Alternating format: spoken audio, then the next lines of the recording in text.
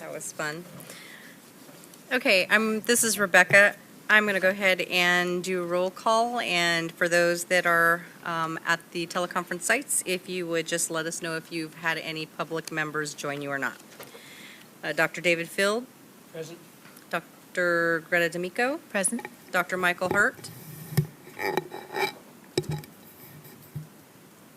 Dr. Hurt, are you back online with us?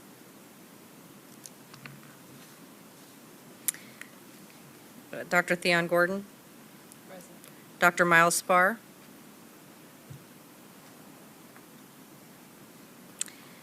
Dr. Dara Thompson. Present. Thank you. And Mr. Alexander Kim. Present. Thank you. Do you have? Dr. Hurd, well, I don't know if you called me or not. I did. Thank you very much. Do you have any members of the public at your site, Dr. Hurt? No, I don't. I'm having a slight construction issue here in the office. Emergency, we had a little leak, so I'll be in and out of the office, but the conference can go on. Okay, perfect. Thank you very much. And Mr. Kim, I'm sorry, did you have anybody at the... Yeah, no members here. Okay, perfect. And Dr. Miles Spar, are you online with us as well? Okay, I will contact Dr. Spar offline.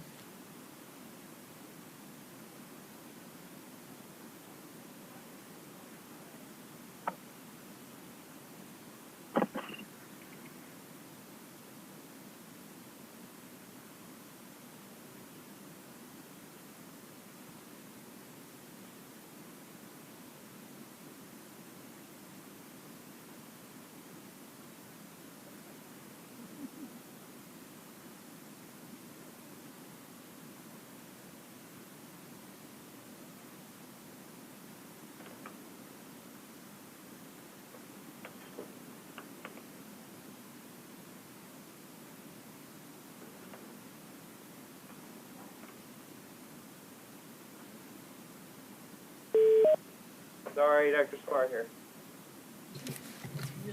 Thank you, Dr. Spar. Do you have any members of the public with you? No. Okay, thank you very much.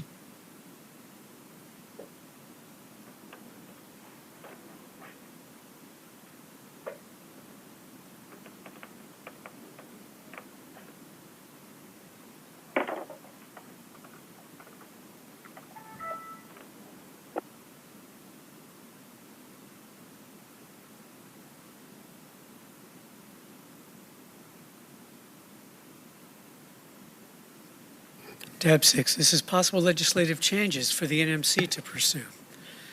All right, so let me see. I wish I had a copy of our mission statement right in front of me, but I suppose we just go up to the website. I just want to read our mission statement. I think it's always a good idea to hail back to. Also, I guess I should take this opportunity to acknowledge that it is September 11th, and I want to have us all take a moment to remember all of those who suffered that day.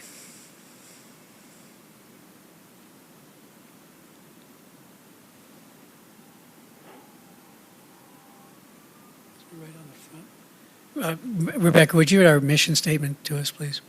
Absolutely. So our current mission statement says that we are here to protect healthcare consumers through the proper licensing and regulation of naturopathic doctors, utilizing the vigorous, objective enforcement of the Naturopathic Doctors Act, and to promote access to quality naturopathic medical care. So, ladies, that is our, oh, no, we have gentlemen on the line. Ladies and gentlemen, that is our mission. So, as was alluded to earlier, the Naturopathic Doctors Act, when it was passed somewhat quickly and in legislative turmoil, and I don't think there's any such thing as legislative order. There's probably always legislative turmoil. So there are a number of fixes that the chair feels and certain of his colleagues feel we need to make, and then it's a question of whether the committee feels that we should make some of these changes too. So there are these 5 listed things here with possible other areas. This would be prescribing privileges, minor office procedures, the prescribing and recommendations and counseling regarding medical cannabis, the authority to supervise nurses, and the inclusion in the workers' compensation system. And if there are any other, let me see, this is titled Possible Legislative Changes. If anybody has any other items on a legislative agenda they might want to add to this, I'd be happy to hear them right now.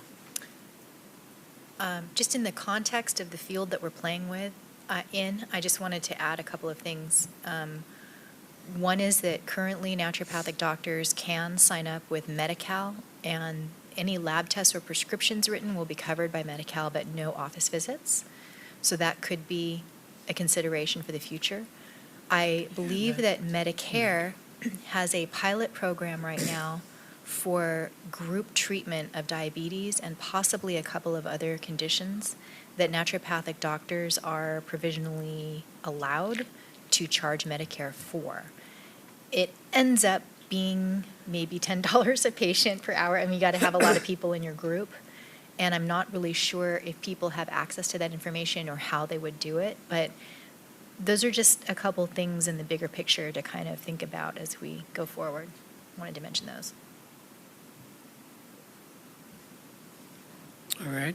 I'm not sure that legislatively we can do anything about Medicare, but that Medi-Cal thing is something we could bring up to the legislature and see how that would work. Anybody have anything else? So, legislatively. This is mostly, I mean, it's on the agenda for us to discuss, and we can certainly take action. We do have a quorum. What I'd like to do is get a legislative review from one of our legislative experts in attendance. We don't have anybody from the Leg Unit here, do we? No, not today. All right, well, then maybe I'll call upon a member of the public to provide expertise. What I'm looking for is, I just wanted to get a little timeline out in front of us so that we would know what we would be up against if we wanted to propose legislation in this next year. So we do have the honor of having Judy Wolin in the public audience here in Sacramento, and she is a registered lobbyist, has been for many, many years in Sacramento. Many years. So Judy, can you tell us what the approximate timeline is, today being September 11, and then how would the committee be able to go about pursuing legislation? Yeah.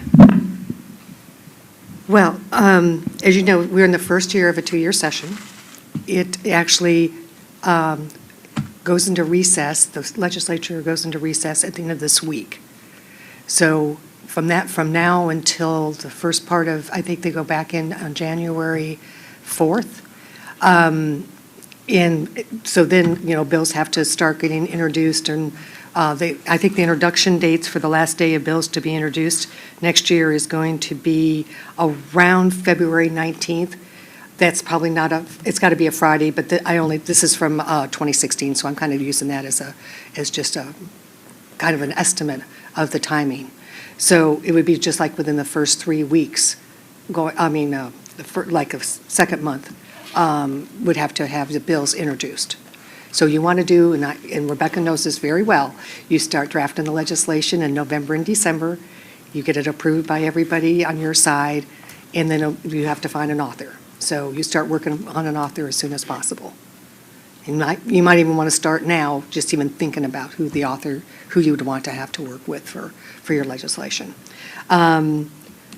So April 22nd will be the last day for fiscal bills to pass, and this would be considered a fiscal bill. It always is at this point with the amount of things you usually have in your bills. So you consider it to be a fiscal bill. That bill would have to be out of the fiscal committee of the first house, the policy committees, and goes to the fiscal committee after that. So by June 23rd, that's the last day to pass bills in the first house of origin. So that's a very kind of tight time frame, but it even gets tighter for the second house. So when you move over to the second house, that has to be, it'll give you all the way, I don't have all the dates for that particular one, for those, but June 6th would be the committee dates, and then you'd have to start getting that bill through that house. and again through a fiscal committee, and then onto the floor. So they will end, the next year's sessions will end on September, usually the very last day of August will be the last day. So it kind of gives you a really rough time frame. I'll be happy to get you more estimates, but they No, won't. that's great. Yeah, they won't have the actual calendar out till usually around October, December, somewhere in there. Now, let me ask you something. So here are 5 specific, maybe 6 issues we've identified, and there are even some more that we even identified earlier today, I guess. For example, there's some administrative stuff that like getting authority to charge for a fictitious name program. Right. Now, strategically, would we put all of these 6 to 10 items in one bill, or is it better to have separate bills? So there's something simple like the fiscal authority to charge for a fictitious name statement. That's something that ought to relatively easily sail through, Yeah. compared to, say, prescribing privileges might be a little bit more contentious. Right. Well, I would, if you need to have that bill, if that's a really critical issue for you right now, which I think it is, I would go ahead and have that in a separate bill. Yeah, I wouldn't compound it with a whole lot of other stuff that you're going to have a lot of opposition to. Because otherwise, then it could all go down, and, not that I'm thinking it will, but it will. It could, very much, especially when you only have 1 year to get a bill through. That's Right. huge. So that would be my recommendation, and I think Senator Hill, or even on the Assembly side, they will take bills like that from DCA, so that would be a way I would go, personally. Oh, with DCA being the sponsor of the bill. Well, it wouldn't necessarily be DCA being the sponsor. We would be the sponsor of the bill, find the author. However, DCA can weigh in. If they are in support of what we're doing, there are times that they will give their support letter to the GO's office, to the governor's office. So if it goes that route, sometimes we will have a better, I guess maybe a possibility of that bill going through when everybody that is of anybody is in support. If the Department of Consumer Affairs is not in support of it, if they oppose it, then they're still going to give their information to the governor's office. So it would be very beneficial of us to kind of work very closely with our legislative and regulatory unit, just to make sure that we are meeting the things that the governor's office wants to see, kind of what the department is looking for, and just making sure that we're kind of looking at the best interest of the consumers and not for the licensee. Although, we want to make sure that our licensees have the tools to do their job correctly. So that's what we kind of need to make sure that we kind of have in our minds at the time of coming up with language. Is this something that's going to benefit the consumer? Is this something that is going to heighten consumer protection? Is this going to give our licensees the tools and everything that they need to do their job correctly and competently? So that's kind of what we need to look at moving forward as we look at these legislative items that we may want to bring forward. Do you see any potential impediments to getting our whole department, and we work for the governor, so having the whole lineup being behind these initiatives? Yes, and we can kind of take what has happened with past bills that the Naturopathic Association and Naturopathic Committee has had in the past, and kind of look and see, where did those bills fail? Where is that opposition coming from? Why are they opposing it? And so we need to take those facts into consideration and start having those conversations with those stakeholders, and that's why I have suggested so adamantly about reaching out to the medical board, doing these presentations to the medical board, to osteopathic medical board, to the AG's office even. Just the more people that know what a naturopathic doctor is, what they've been trained to do, what their skill set is, it's going to be more beneficial to us, because we're not going to be going in to talk to a senator or to assemblyman that just doesn't know what we are, and that's kind of what we need to do. So with that being said, I really hope that we can continue the conversations and start some conversations with some other players that maybe we didn't think of in the past, just to make sure that we're all on the same page. Do we have I know we had a bunch of freshmen last year, right? Do we have an estimate of how well we've been able to reach everyone, what the level of education is pretty good. currently? I think it's been very good, actually.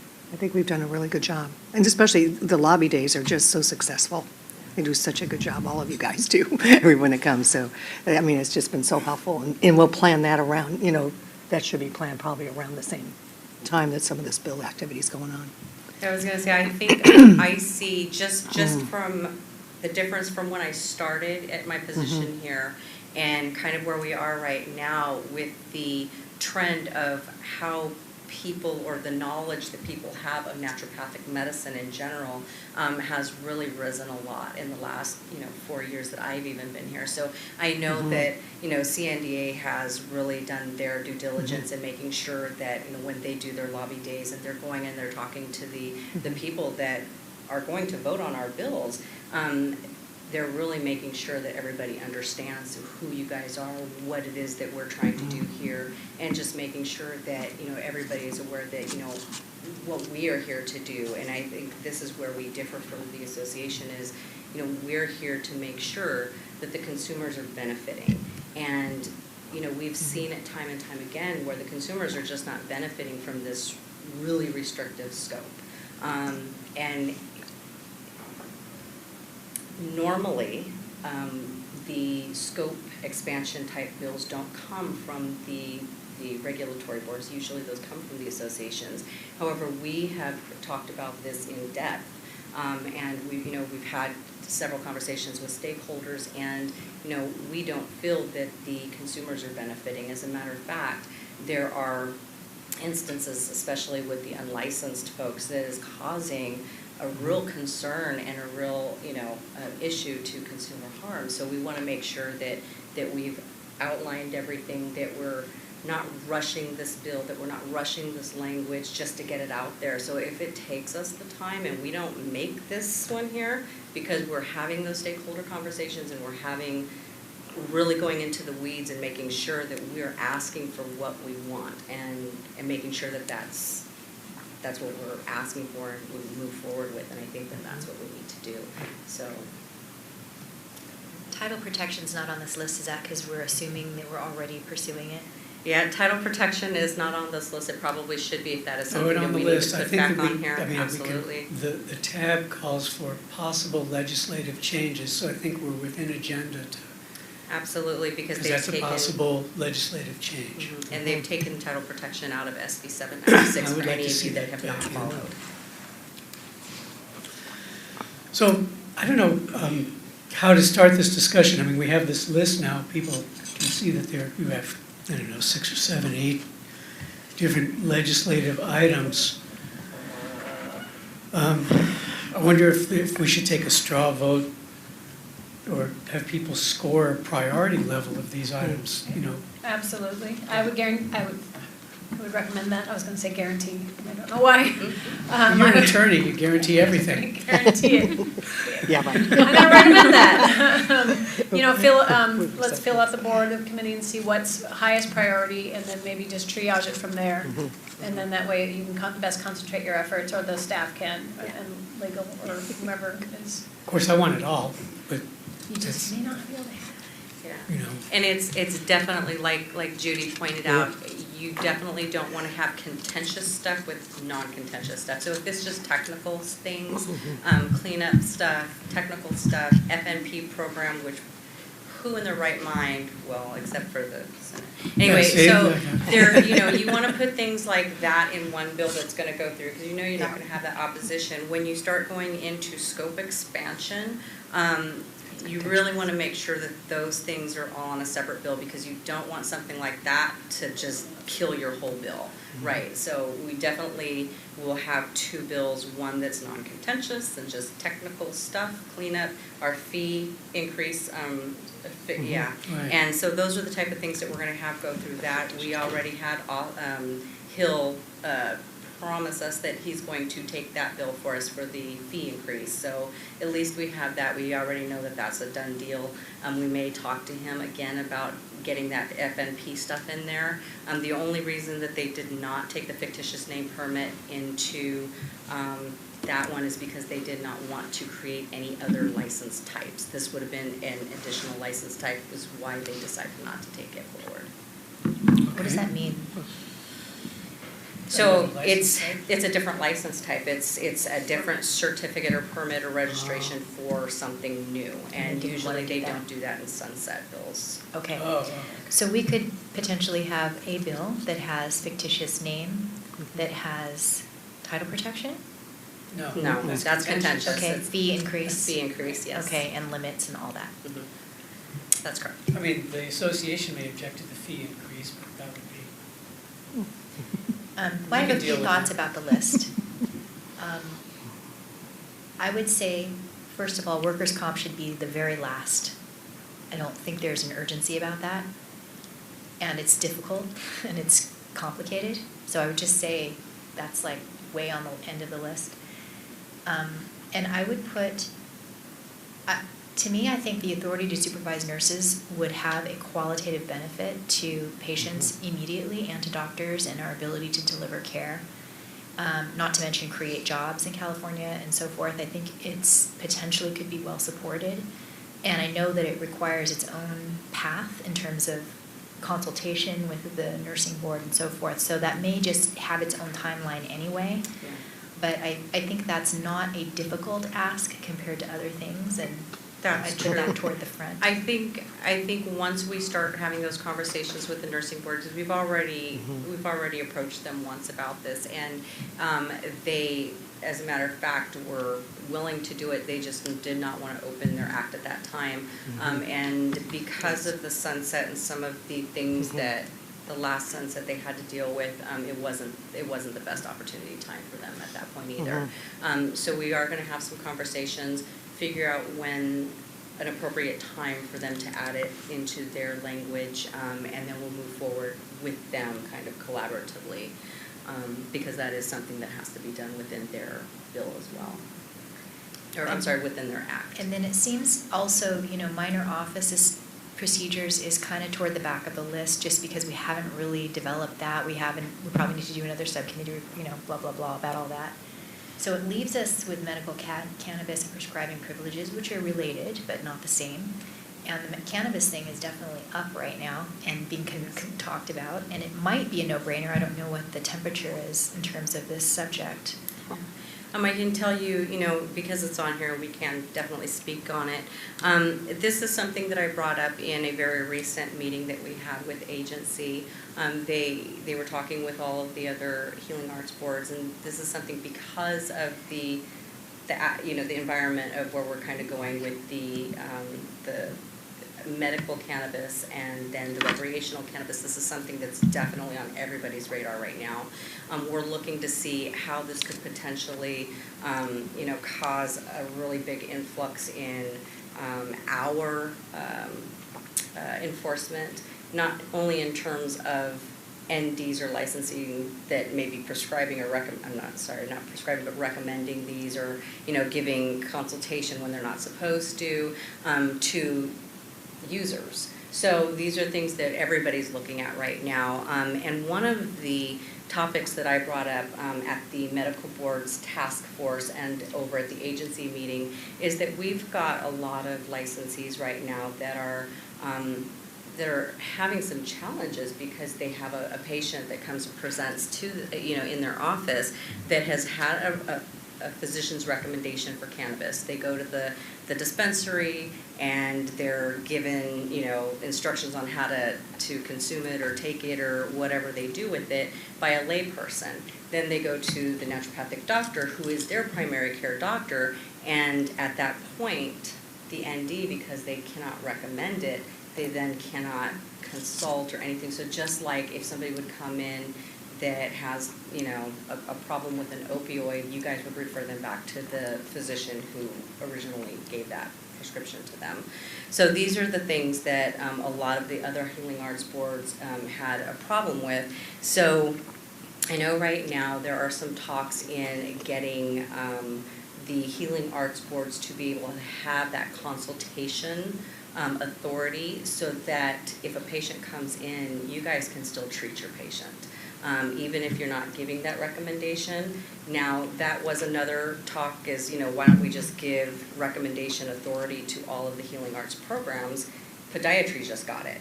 If podiatrists can give a recommendation, why can't a naturopathic doctor? Yes. So, as a matter of fact, they can start recommending, I believe, as of January 1st. I'd have to check that date, but they've already got it, the authority. So these are the types of things that we would definitely like to keep following. It's something that I'll bring back to you guys every time there's more information about it, but I know that this has been something that a lot of the NDs have talked to me about, so. So when we say recommendation authority, does that mean someone comes in, You would they be- have a condition you think might benefit from medical cannabis, and you say, oh, maybe you should go talk to someone about that, about getting a prescription for that, because I think it would help you? No. Or, No, So, it means we could write the you guys would be recommendation. able to give the recommendation just like a physician and surgeon with the authority of the health and safety code, because that's where that is codified. Just to clarify, why are you not calling it a prescription? Because it's a Schedule 1 and it cannot be prescribed legally. It It's is a always called a recommendation. Even a recommendation. physician and surgeon has to recommend that it is not a prescription. And do not the dispensaries have doctors who No. decide No. what to give? There is no physician in any of the dispensaries. So this is how California is dealing with the fact that they're violating a federal law by allowing marijuana in the state, right? Well, it's been this way since 1996. So, yeah, when the Compassionate Care Act came about, California said, yes, this is something that you guys should be allowed to recommend. If your patient would do better with this, then, they were using it for cancer patients, end-of-life care, that type of thing. So there is a need. We all know that there's, So this it's explains out there. This explains a lot because I didn't quite understand how it worked, and there's been some people where I said, they asked me about it, and I said, might be worth considering. You should go see an MD that prescribes, or that recommends, I guess is what it is. But I was very confused because they came back and they said, well, how many blueberries should I take, or how many of this, and what percentage of that? And I'm like, well, didn't they tell you? That's why I sent you to the other doctor.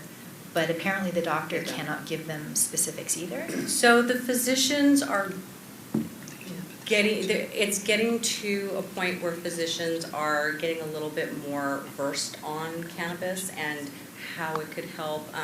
There are some loose guidelines out there right now that a lot of people are using. I know that the Cannabis Task Force, along with the new bureau that was established to regulate both the medical and the recreational cannabis, has been working really closely together. They've had tons of meetings, of which I have been to several of them. So this is something that they're working through. It's, they're looking about, how they can bank, and because, it's still federally illegal. So these are all things that we're looking at. But a recommendation at this point is the only way that you guys could suggest to your patient that it may benefit them is a recommendation, just like a physician.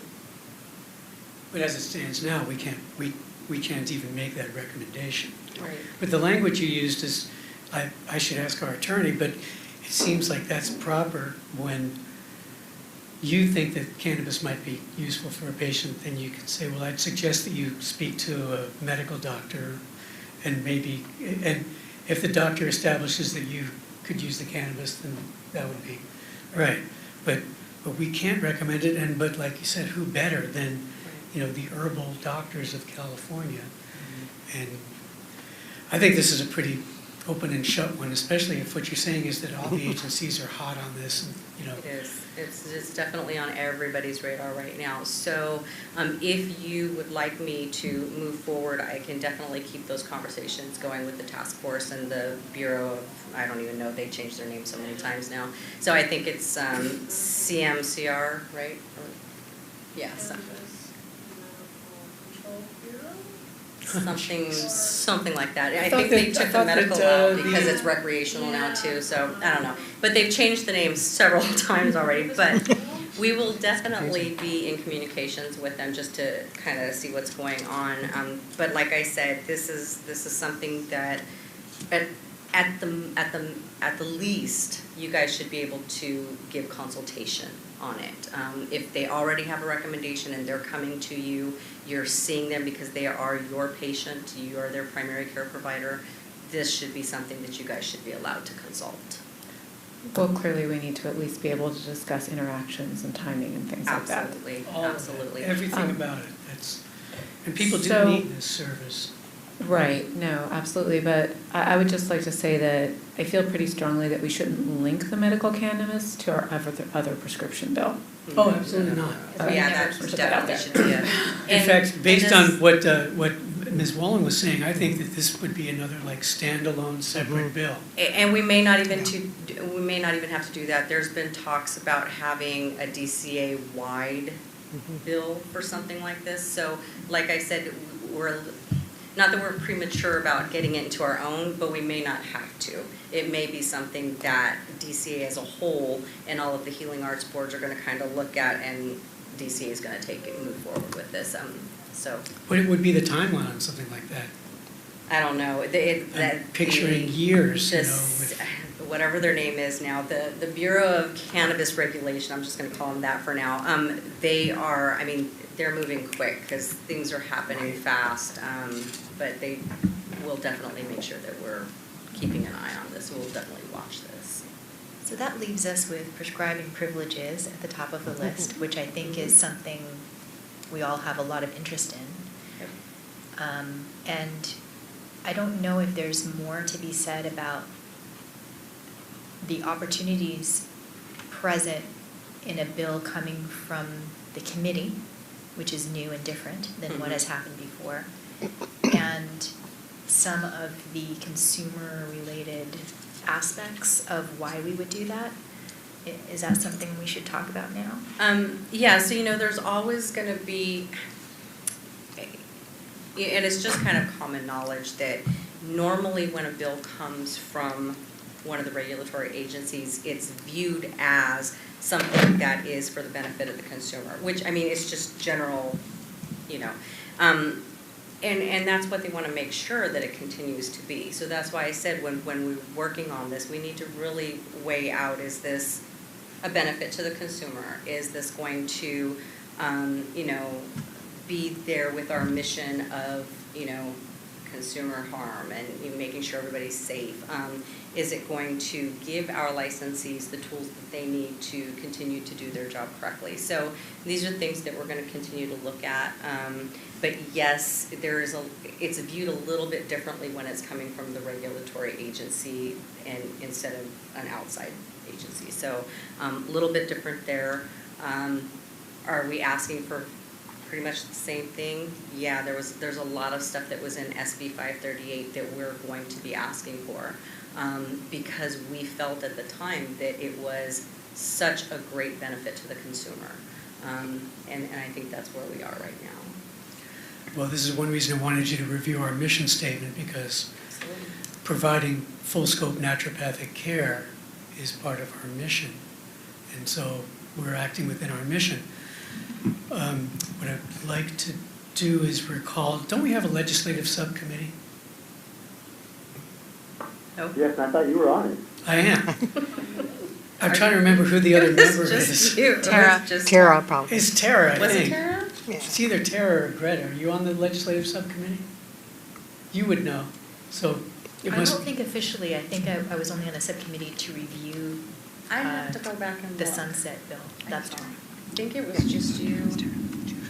So I was going to propose or entertain a motion after everybody, of course, speaks, to their thoughts on these different issues, that the legislative subcommittee be charged with developing language and a legislative strategy for each of these, for these separate areas, given the priorities that the NMC establishes today, as to what would be the most important. Dr. D'Amico's weighed in that, for example, workers' comp is lowest on the list and prescribing privileges might be highest on the list.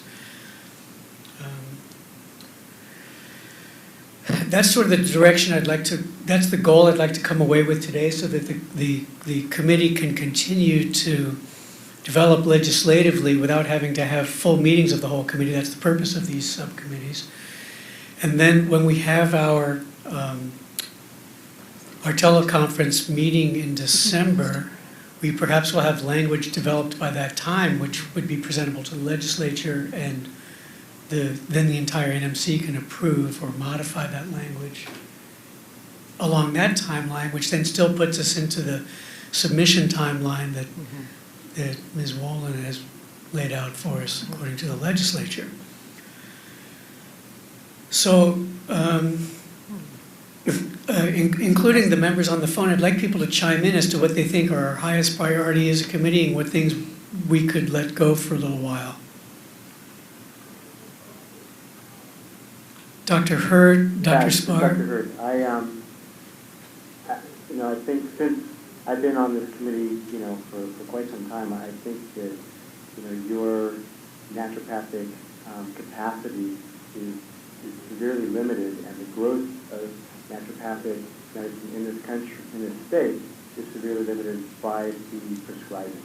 And I know that's probably the tallest hurdle, given, what we've learned over the past, 8 years from a legislative and stakeholder standpoint, but I think that has to be the priority. And I was very encouraged to hear that you had a welcome response from the, medical board, because clearly they're the main folks, along with the DOs, that, have stood in the way previously. Well, Michael, I do want to make the distinction. There's the medical board, which is, like us, the NMC, a agency of the DCA, but then there are the trade associations, and it's really the medical trade associations which have voiced the strongest objections to any proposals we've made. So we still have to get through to them. But yes, you're correct. I mean, I'm using the medical board as a representative of medical doctors. Right. You're correct. Certainly a good start. And it's true, the medical board represents by far the greatest percentage of medical doctors in California, all of them. And I believe their opinion carries great weight with the legislatures, because they are, independently charged with protecting the state for the benefit and the safety of consumers, as well as our committee. Exactly. So, Dr. Hurt, your takeaway would be that the prescribing privileges would be our highest priority.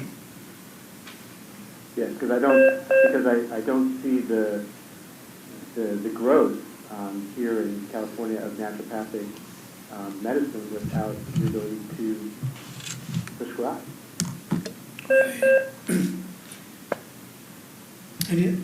Dr. Doherty, did you have Dr. Thompson, I'm sorry. So many people call me that. Clearly we've spent a lot of time on this issue, and so I'm a little biased there, but I do think that it's one of the major things that's preventing us from providing adequate and appropriate care in California, and so having those prescription rights, I think, are vital, just with the appropriate consumer protections in place. I also think the authority to supervise nurses is very high on my list. It definitely is. It basically means that there's either the naturopathic doctor or a naturopathic medical assistant, which we've determined, have fairly minor training, and the ability to have a nurse in the office, I think, would greatly benefit consumers. So those would be highest on my list as well. And I would agree with Dr. D'Amico that minor office procedures and workers' compensation are, would all be good, but are fairly low on my list of priority.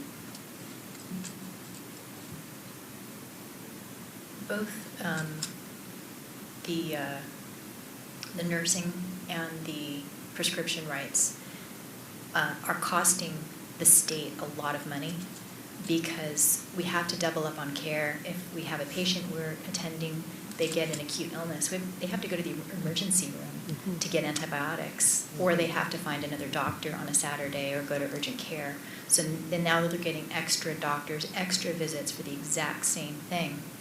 And as I mentioned before with the nursing, there are patients that we have who have in-home health care through licensed vocational nurses or whatever, and they cannot give them their supplements. They cannot do anything that the naturopathic doctor has kind of made as their plan. So then again, they have to double up on their care, and we just don't have enough resources to go around as it is without having perfectly qualified people take care of it right on the spot.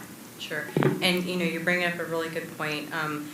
The access to primary care has been just this issue that we've been dealing with for the last several years, where there's not enough primary care doctors out there to provide those services, especially in the underserved areas, and we're seeing that access right now that's just decreasing. I know that within SB 798, which is the sunset for the medical board and the osteopathic medical board, there's been some changes that I'm thinking they're going through now with their residency. So instead of being able to go out and practice after their PGY1, which is their post-grad 1 year, they have to wait until the post-grad 3rd year. So it's going to cause a lot more access problems, because now instead of these docs getting to go out there, and it's going to, I think that they said that there was going to be about a 25% decrease in access just right there. So it is a problem, definitely an issue. We need to make sure that when we move forward with some of these things that, that's out there in front, that, we are primary care providers. We can actually help assist that access of care out there and close that gap up.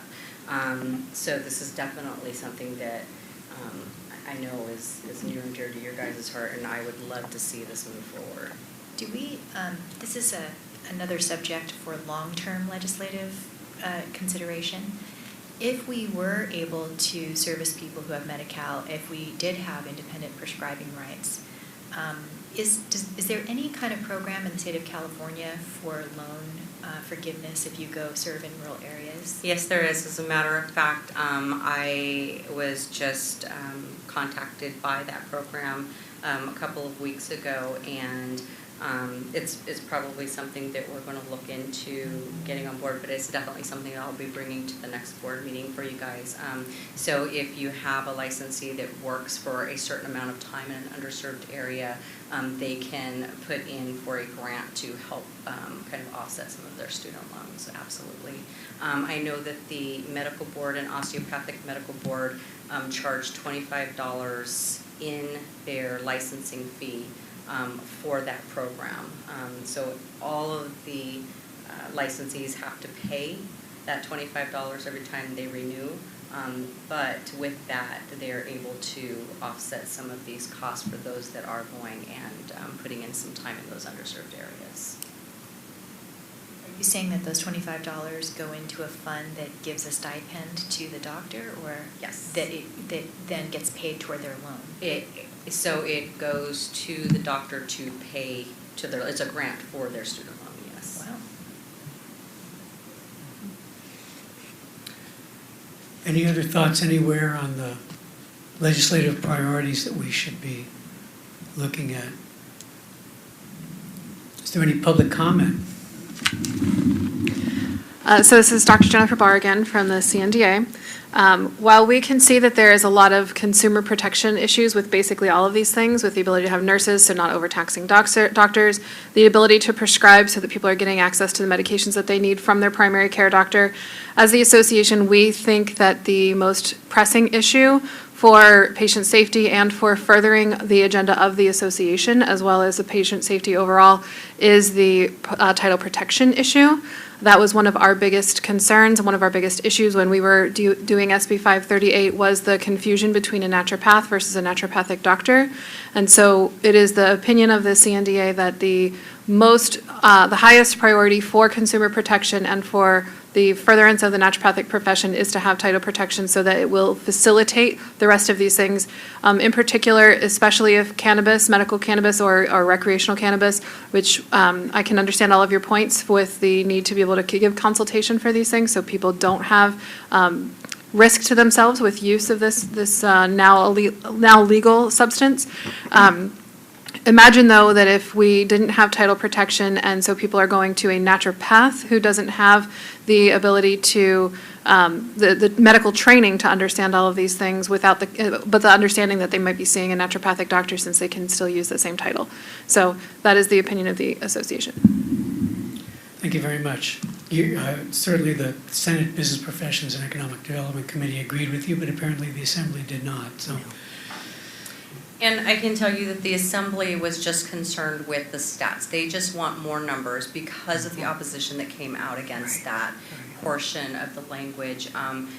We just want to make sure that by putting that title protection in there, that it is actually going to be eliminating a problem that really exists. So they just want to make sure that this is a real problem and that we are tracking it, and we are. So that is the only reason that I didn't put it up on that top of the list, is because the Assembly is not even going to look at it if we bring it back in within a year. So we need those stats before we can bring that to them. But that is definitely, if you wanted my opinion on it, and my suggestion would be move forward with title protection as soon as we can. And so I will definitely be tracking those numbers. We'll be making those reports to the legislature as requested by them. And we'll make sure that the Assembly feels a lot more comfortable with that aspect of that title protection language before we bring it back. So just to be clear, because I was a little confused why this was even a contentious issue. So it's contentious because there was a lot of opposition, and opposition came from unlicensed NDs? Yes, so there. Or naturopaths? So Wait, since unlicensed naturopaths. Naturopath. So, right. So labeled people, you understand what I'm saying? Right. Yeah. So since Unlicensable practitioners. Unlicensable. So since 2004, 2005, these folks, this was something that was talked about in great lengths.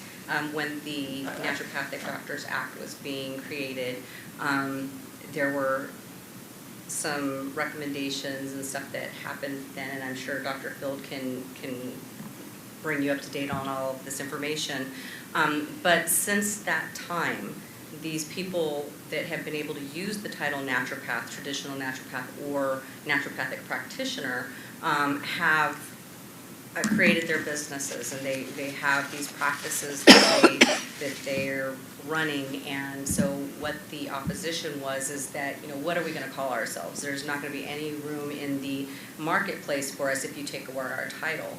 Well, there's tons of people that are educators and give consultations out there that are everything except a naturopathic doctor, and they can call themselves anything they want. But yes, you're right. The confusion that surrounds that naturopathic practitioner, especially the use of the word practitioner. You ask any general lay person, hey, who's your practitioner? They're going to tell you who their physician is. They're not going to tell you some tarot card reader that they go to every Friday. They're not going to think about that. But when you use the term practitioner, you think a licensed individual that is educated and skilled and has met all of the qualifications to become licensed. I think that is where that's kind of where we're seeing the problem. Our enforcement, like you guys know, the majority of our enforcement revolves around unlicensed practitioners. We're not only seeing the use of title now, we're seeing people practicing naturopathic medicine that is within the naturopathic doctor's scope. And that's where we're really concerned, because you never know what these people are doing, IV injections. And I absolutely share that concern. But just to be clear, the title protections that were already in place remain around naturopathic doctor as a title? It's a naturopathic doctor, NMD, so naturopathic medical doctor, naturopathic physician in all of the other states except for here, well, most of the other states except for here, but yeah, there are some terms that are protected under our act currently. Right, it was the new language that we had tried to add into the That we sunset tried- bill that did not go through. Right, they Got removed it. They also removed the portion where they were advising within our statute what an unlicensed individual was allowed to do. And why are we telling an unlicensed person what they're allowed to do? So we just had them remove that because it was pointless. I mean, it already says that in the Medical Practice Act, what a person that is unlicensed, that is giving complimentary, healthcare, what they are allowed and what they're prohibited from doing. So for us to put that just in our act is, it's just redundant and it's just unneeded. Let me give a brief overview of that. So in whenever it was, 1999 or 2000, Senator Burton was pursuing our act, but he also had this group of practitioners, and he passed a bill the year before ours, which we supported, called SB 577, which is in the Medical Practice Act, is where I guess it's housed. And it specifies that as long as you don't call yourself a doctor and you explain to your client what your training is and what your level of ability is, then you can go ahead and do consultations on whatever. This was partly inspired by homeopaths, which goes back to that whole thing with Dana Allman back in the 70s of homeopathy is not the practice of medicine. You're treating the person, you're not treating the disease. So SB 577 passed, and that gave all these practitioners a place. They have a means for making their livelihoods. Then came our bill the next year, and they objected to our bill. And I have a great video, which I'd love to share one of these days, of Senator Burton just shutting them down in a hearing. I don't know if Judy's even ever seen anything like it in 30 years in the legislature. I just see him yesterday, though. Hmm? I saw Richard Burton yesterday. Oh, did you? I was at a party, yeah. So in any case, so whenever this legislative stuff happens, every stakeholder gets heard, and they apparently have, if one person objects to something, then some legislator can have a fit and then change the entire nature of a bill. So that's what happened with our bill, is that these people all objected. They wanted to retain their title from the businesses that they had back then. Shingle Springs Naturopathic Clinic, whatever it was. So that's how this carve-out appered in our original licensing bill that allowed people to use the titles traditional naturopath, naturopathic practitioner. And in our recent sunset bill, we attempted to remove that language because it was about time, and the Senate agreed with us and the Assembly did not. So it's in their consciousness enough that we can bring this up again as soon as we meet whatever the Assembly's requirements were to be heard. And that's what we're talking about title protection. It's really reaching the title protection to all. If somebody says they're going to an osteopath, they're going to an osteopathic physician, right? So if someone says they're going to a naturopath, it should be clear that they're going to a naturopathic doctor. Well, it sounds like, we all agree that it's very important, but we can't do anything about it for a year. We might be able to introduce something if we have the stats. We can continue our conversations with the Assembly. Sorry, my mic wasn't on. We can continue the conversations with the Assembly just to make sure that they are aware that we are still very concerned and looking into this. However, like I said, until they see that year worth of statistics, they're not gonna do anything for us. So,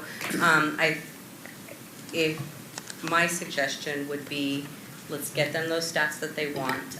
The Assembly wasn't right off the bat no, until the opposition started coming in, and then they have to do their due diligence too to weigh out that it's not going to, hinder somebody else because we're taking that title away from them, although it is being done for the protection of the public. But, those naturopaths and the traditional naturopaths are part of the public, and they too have to make their money and livelihood. So we need to come up with some different terms that they may be able to use. What we don't want to do is say, okay, we're going to take all of your guys' titles away, but not give them anything to use. So that's where the assembly was saying, let's start having some stakeholder conversations and figure out if we can kind of find a place to keep them in the marketplace, but take those titles away so it's not confusing. Has there been a discussion, I thought at one time that holistic health practitioner was statewide, but I think it's just San Diego County, has a designation called holistic HHP, holistic health practitioner, and it has a certain number of requirements of anatomy and physiology and just some basic stuff in order to get that designation. And so, at least in San Diego County, you can become a holistic health practitioner. It's more than just giving advice. You have some guaranteed level of education, but it's very broad in terms of what you would then do with it. Sure. And that is something, that's not really for us to bring to the state, but that it's something that should be brought up, that, it's been working well for at least 15, maybe 20 years. I think it was maybe 18 years ago that they passed that in San Diego area. Sure. And as a model, but we Yeah. can't possibly, that would be creating a whole new agency. Yeah. We'd Yeah. be way over our heads. But what we could do is just use that as reference that they are out there. And they there can are use the people title that are holistic using practitioner. holistic practitioners, and they are doing just fine because a lot of these people have very successful businesses. And like I said, they're educating, they're consulting and, with their clients, and they are working by the letter of the law. They're not doing some of these things that, and if anybody was interested, 2053.5 and 2053.6 are the codes in the Medical Practice Act which state what an unlicensed party could do and are prohibited from doing. So we just want to make sure that the Assembly and any other person that we need to start talking to and having communications with at this time knows that there are already an avenue out there for these people to use a different title and still be able to have a livelihood. I might also add, since there's already some educational awareness going on, you might add a slide in the presentation that you're doing to different departments, and in the new webinar or whatever it is you're going to create, something that tells the difference. So a naturopath versus a naturopathic doctor.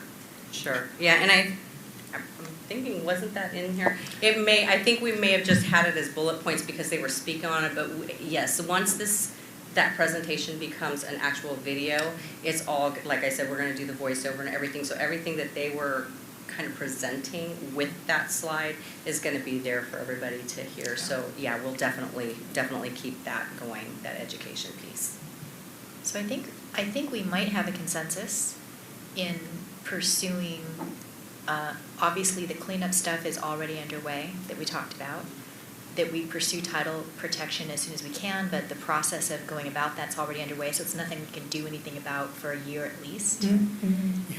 To pursue on parallel tracks the nursing thing according to their timeline, because we can't affect that. Cannabis, according to what's happening in this, in the department and statewide and so forth. And then the next thing that we can actually do anything about is prescribing privileges. So that would be the priority in terms of work, while we have these other things we monitor alongside and then take the opportunities when they present themselves. Well, I still think we can submit regarding the title protection, and then we'll have we've already got the numbers Yeah, we've got already. So then they'll want to see the numbers and say, well, here they are. But are you saying they want more longitudinal numbers, so you want a year's worth of numbers? So what they're wanting to see is 5 years. patient harm. They want that nitty gritty. So yes, we had, I don't know how many cases, 200 cases that were all unlicensed, but they want to know of those cases, how many of those actually were patient harm. And so what we're doing now is every single complaint that comes into us, the first thing we're doing is asking them, when you went to see this person, did you think you were going to see a licensed naturopathic doctor? And every single one of them said, yes, I thought it was a licensed person, and it just wasn't. And then you have issues relating to the care that they received on top of that, whether they were told to stop taking their, cancer drugs or whatever, which then we send that to the district attorney too, because now it becomes criminal. You tell somebody to stop taking their cancer drugs and, now they're terminal, that's an issue. So these are the type of things that we are really grabbing for them so that they can see these things. Whereas before we could just say, here's the number of unlicensed people that we took action on. Now we can say, here's all the people that were hurt because of it. So that's kind of what they were wanting to see.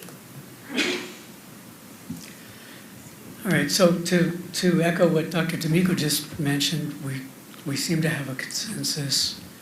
And I guess I'm not sure if we need the committee's authority entirety to charge the legislative subcommittee with developing legislative language. Yeah, by December 4th. I have a buy-in from Dr. Levy, who has advised me that she is the other member of the legislative subcommittee. So along those lines, is there any other comment? I'm just wondering, for the pharmacy subcommittee, are we pretty much done with this, or would we also be working with the legislative subcommittee on the language regarding the? So the issue is that we have the Open Meeting Act, and right. any meeting can only be of 2 members of the board. Mm-hmm. And let me first express, again, great appreciation for what the subcommittee has performed in terms of distilling that whole prescriptive thing down to 1 page. That's just ideal. At this point, then, it would become the job of a legislative subcommittee to develop the language around that, would be legislatively correct.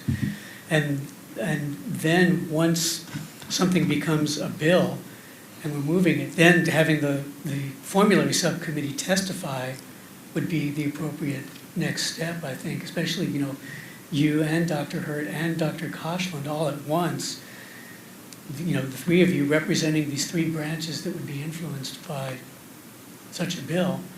I think that'd be very powerful. Mm-hmm. And then, I don't know, I could ask our attorney, if the legislative subcommittee is developing language, would it be all right for the legislative subcommittee to consult with the formulary subcommittee on an issue? In other words, just to put it simply, can I call Dr. Thompson and say, hey, what about this? Well, we just need to make sure we avoid serial meetings. Right, I wanted her to say it that way. So we have a subcommittee the ledge subcommittee is going to meet, they're going to develop some language or develop a proposal, and then that's when they come back to the full board, full committee with their recommendation for everybody to look at. That's how it would have to Okay. work. So. And just in case you guys want some assistance with that, what I can do is take this language that the formulary subcommittee has provided to the committee. I can use that, work with our legislative and regulatory unit, and come up with some proposed language and bring it back to you guys as a whole committee. I can also send that over to the legislative subcommittee, see if they are okay with that, and if that's the case, then we can bring it to the next committee meeting the full committee meeting on December 4th. I mean, that all sounds great. I just want to say, I think, and Dr. Hurt, correct me if I'm wrong, I think that from the formulary subcommittee standpoint, we do strongly believe that if we don't have certain requirements in the prescription expansion as far as, testing, training, CE, that is going to prevent our bill from passing, as well as be a potential harm to the consumer. And so I think that as long as that is being taken into consideration, that whole timeline sounds good to me. Do you agree with that, Dr. Hurt? He may have had to step out, but I agree Yeah, with he you. said, yeah. No, so I'm here. I just said that I thought that was well put. Yeah, totally heard and understood. We're not just going to ask for the moon and not take any responsibility for getting there. So, Any other comment, any other public comment? All right, so at this point where this stands, because there isn't an action for us to take as a committee here other than to have the Ledge Committee develop language, and we've got these priorities, which it sounds like prescribing privileges is number one, and title protection number two, having taken your public comment into consideration. I actually have one more comment or question, if that's okay. Sure. So this is Dr. Jennifer Barr again.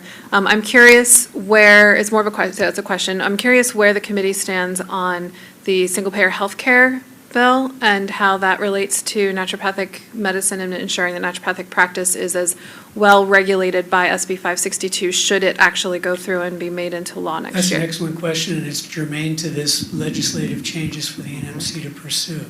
Can you repeat the question? We just couldn't hear it. Yeah, sorry about that. So my question was, We can't, it's not on our agenda. But We might take a legislative action on 562. Well, but we can't because it's not on here as, you mean for the board to take a position on? Well, we have a tab that says possible legislative changes for NMC to pursue. Right, but if it's a current bill, is that what you're referring to? You said. right, Yeah, so I was curious about any amendments that it might be requested. I didn't know if that counted as a legislative change to a bill as it relates to the practice of naturopathic medicine in California. So if it's asking for the board's either opinion or possible action on a specific bill, it was not agendized as under that bill? Has to be agendized under that bill. Right, All so if there was something that you, either like the board was going to take a position on the bill or talk about possible amendments to that bill or Well, let's support put it or- on our agenda for a future meeting then, and we'll keep it all clean. And our future meeting is only 3 months away, and it's before the Ledge reconvenes. So I think we'll be timely regarding that. But I do So I was appreciate- curious about it as it relates to setting up priorities with resources and everything Right. with the legislative side.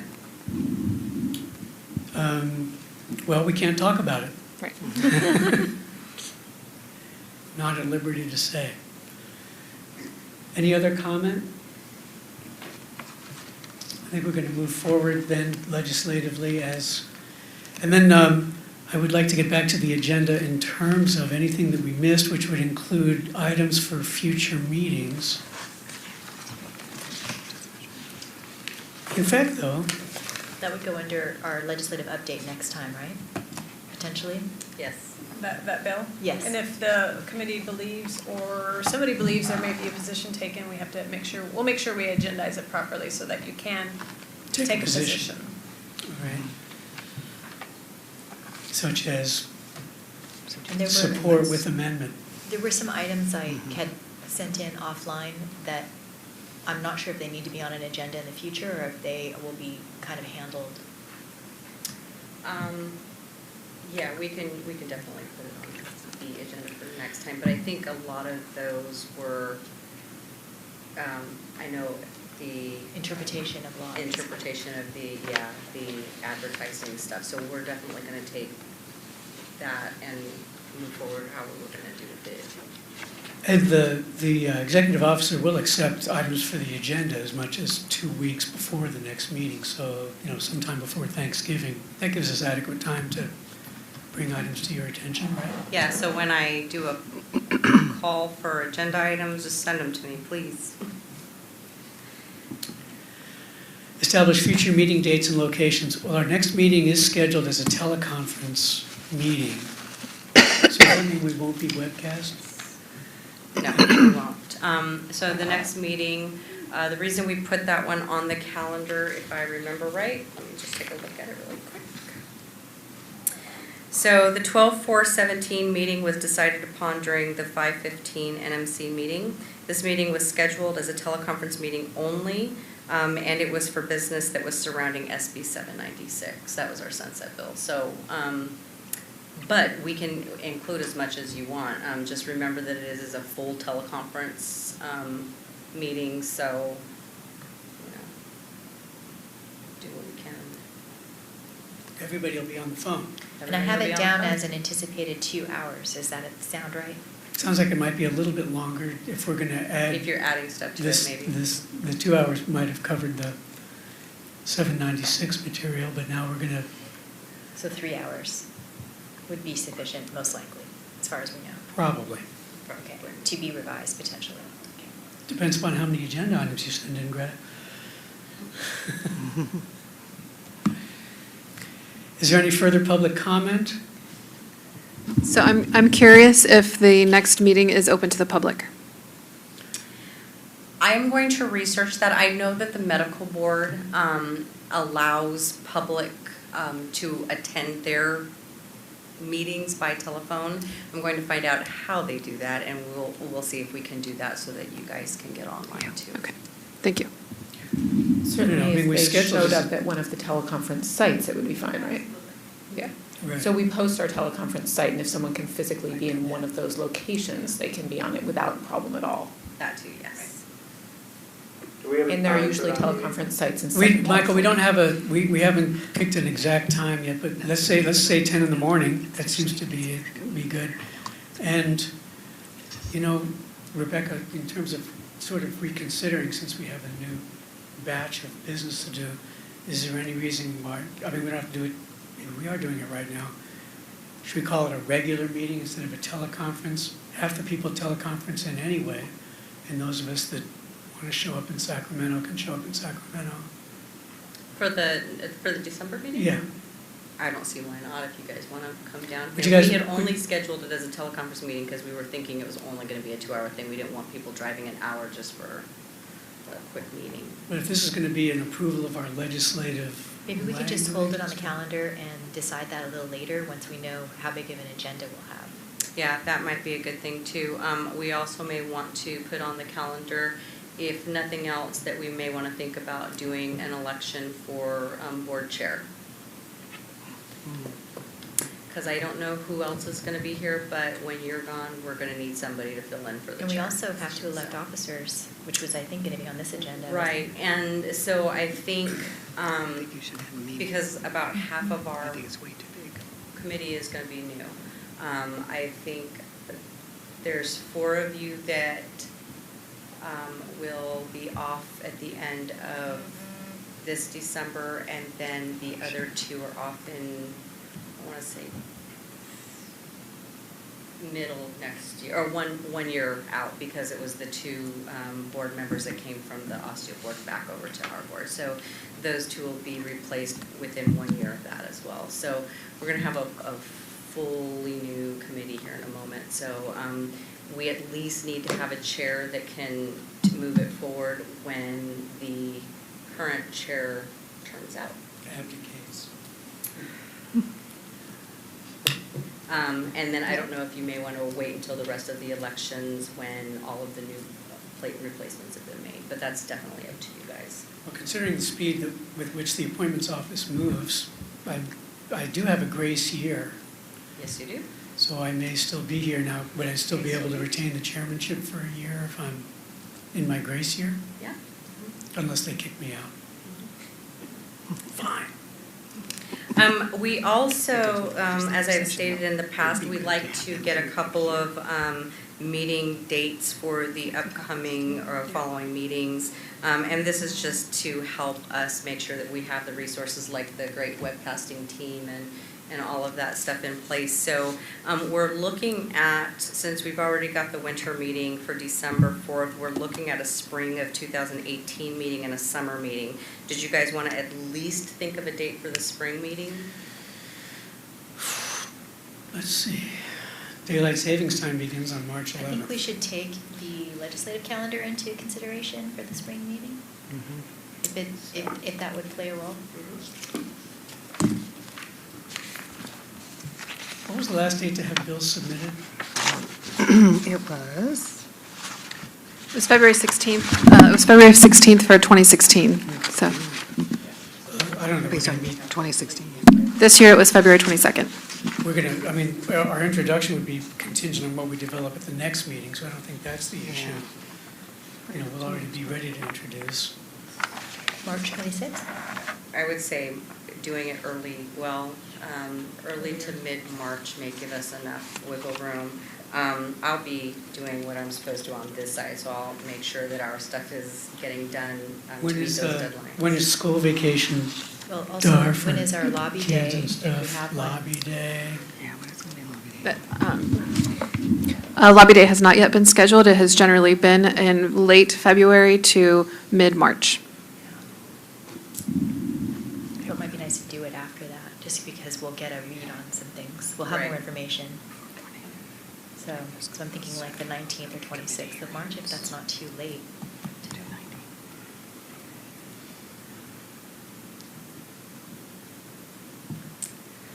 Well, So- March, why not March 19th? Believe it or not, my March calendar is open. I mean, you have nothing on your Nothing calendar? there.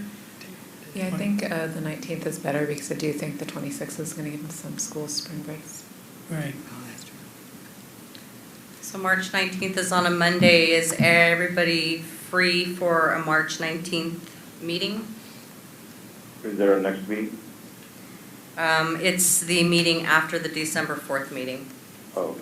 Now, is that applying to those of us who will be terming out, or are we all assuming that we're going to be there until they find our replacement?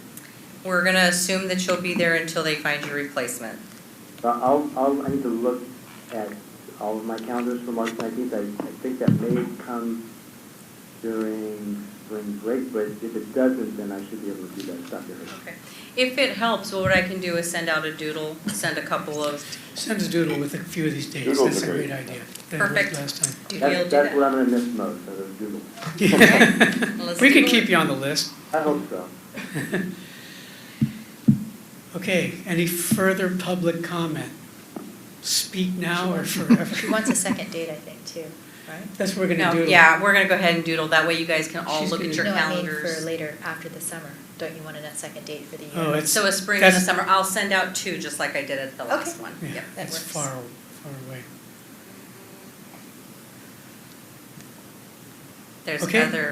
There's other boards that have like a whole year's worth on Oh. there. Okay, fine. This is because their executive officers crack the whip. Well, then let me go get a new whip. All right. Any, Be careful what you ask for. fortunately, my back won't be here to experience it, so. Yeah, I know. Anything else for anybody? Anything on the teleconference sites? No, sir. Yes, sir. All right, No. we're sitting adjourned. Aye. Great. Thank you so Thanks, much for guys. being on the phone today and participating, all of you. You're welcome. Bye-bye.